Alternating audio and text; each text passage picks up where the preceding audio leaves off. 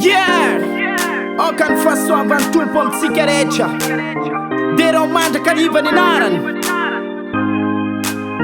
Yeah, tsarofa fandalovana ny ety dia mbola velonaina dia manaova ny mety manana finoany dia tano hatramin'ny farany. Raha misy manjoanao dia tsy ho mafy ny anarany. Mamela eloka nay mpanota fiainana ety sotasota indraindray mamifandray misopa matsiaro very tsy talala kombana adino misy ilay mpamonjy fa lasa mironany amin'ny adalana. Raha totsy fijaliana dia tsarofa sazy mbola tsy tara raha zao ianao naniantona azy. Trany vaolana mivavady mibeba zay ankolalana ho an'ny famarinana rahalahy.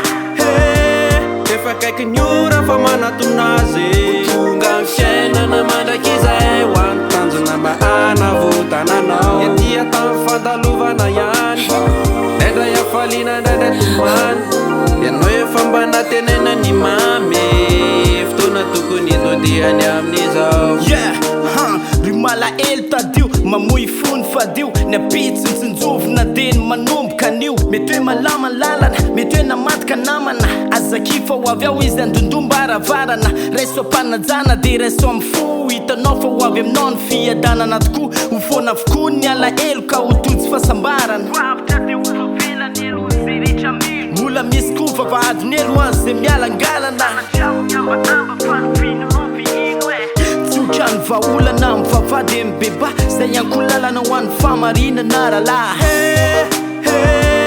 Efa kaiky ny ora fa manatona azy tonga amin'ny fiainana mandrakizay ho an'ny tanjona mba hanavotananao etia tamin'ny fandalovana ihany indray afaliana indraindray tomany ianao efa mba natenena ny mamy fotoana tokony dodihany amin'izao.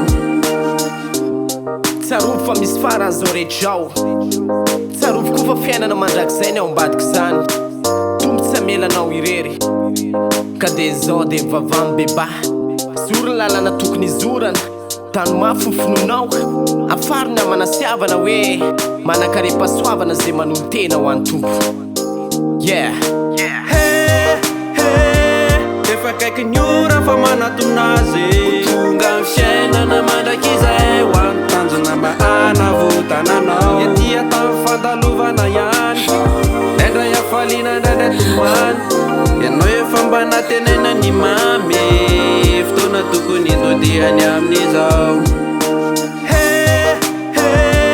Efa kaiky ny ora fa manatona azy tonga amin'ny fiainana mandrakizay ho an'ny tanjona mba hanavotananao etia tamin'ny fandalovana ihany indray afaliana indraindray tomany ianao efa mba natenena ny mamy fotoana tokony dodihany amin'izao.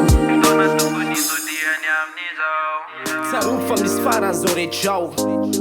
Tsarovo koa fa fiainana mandrakizay ny ao ambadika zany tombotsy amelanao irery ka dia zao dia vava mibeba zorony lalana tokony izorana tany mafy ny finonao afary ny amanasiavana hoe manakare-pasoavana zay manolo tena ho an'ny tompo.